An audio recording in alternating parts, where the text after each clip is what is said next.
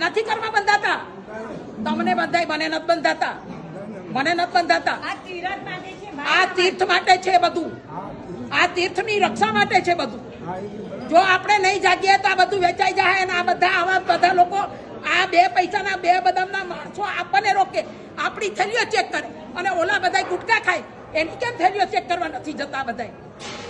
હા, ગુટકા ખાઈને થૂકે છે ત્યારે બાજુ બધું કરે છે, ત્યારે કોઈ નથી કાંઈ કરતું.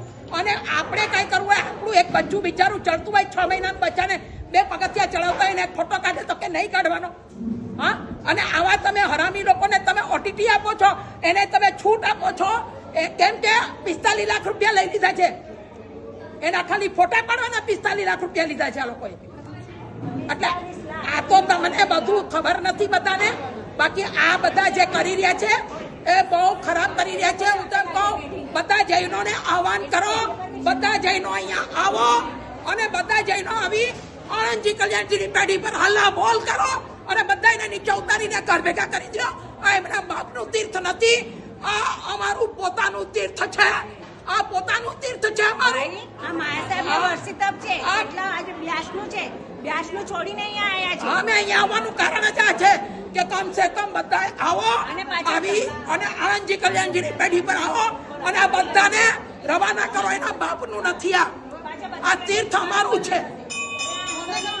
મોકલો, બધાને મોકલો, જેટલાને વધારે મોકલાતું હોય એને મોકલી અને બધા આવો, આવી અને આપણા તીર્થની રક્ષા કરો.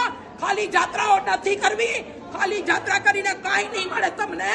પણ તમે આ તીર્થની જો રક્ષા કરવા માંગતા હોય તો આગળ પણ બહુ બધા બલિદાન આપ્યા છે. મને બીક નથી, કદાચ મને મારી નાખે તો હું મરવાય તૈયાર છું, હું મરવાય તૈયાર છું મારા તીર્થ માટે.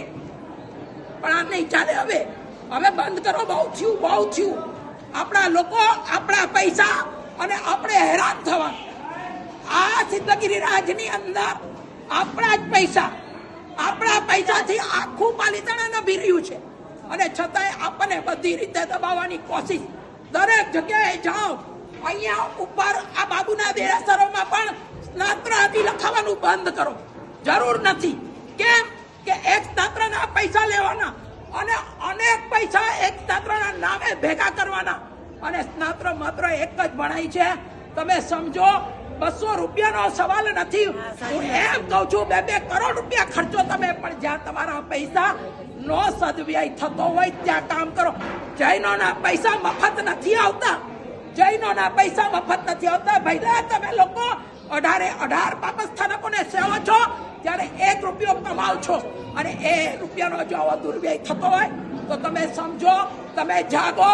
તમે નહીં જાગો, તમને એમ લાગે કે અમને તો લાભ મળ્યો. શું લાભ મળ્યો તમને? હા, શું લાભ મળ્યો? અને વ્યક્તિગતો બક્ષિસ આપવાની બંધ કરો. વ્યક્તિગત બક્ષિસ આપવાની બંધ કરો. જરૂર નથી. એ લોકોને બધા જ કર્મચારીઓને બધાથી પગાર મળે છે. કોઈ મફત કામ નથી કરતું અહીંયા. હા, અને તમે લોકો આવું કરો છો ને એના હિસાબે એ આપણા સાધુ સાધ્વીઓની તિખળ કરે છે. એ આપણા સાધુ સાધ્વીઓની તિખળ કરે છે. સમજો, તમારે બહુ જાગવાની જરૂરિયાત છે. તમારી પાસે માત્ર 15,000 સાધુ સાધ્વી ભગવતો વિદ્યમાન છે. જો તમે આ સંસ્થાને જીવંત રાખવા માંગતા હો તો કમ સે કમ આ બધું બંધ કરશો ને તો જ આ બધું બંધ થશે. ને તો નહીં થાય, નહીં થાય, નહીં થાય. મારું આ એક હૃદય દુખે છે. આ તીર્થ અને આ પ્રભુનું શાસન અમને જે મળ્યું છે, આ ઓગો તમે જે અમને વફાદારીથી આપ્યો છે. કારણ કે આપવાવાળા કોણ છો? તમે છો. ચતુર્વિધ શ્રી સંઘે અમને ઓગો આપ્યો છે. તો આ એક ઓગાની પણ વફાદારી છે. આ એક ઓગાની વફાદારીના લીધે હું બોલી રહી છું. બાકી મને કોઈ શોખ નથી. અમે તો અહીંયાથી 2-2.5 કિલોમીટર ઉપર દૂરથી અમે આવ્યા છીએ. આ સાંભળું હૃદય ઉપડી ગયું કે આપણા તીર્થની આ લોકો આ દશા કરે છે. શેના માટે તમે લોકો હવે જાગો. ખાલી જાત્રાઓ કરવા ના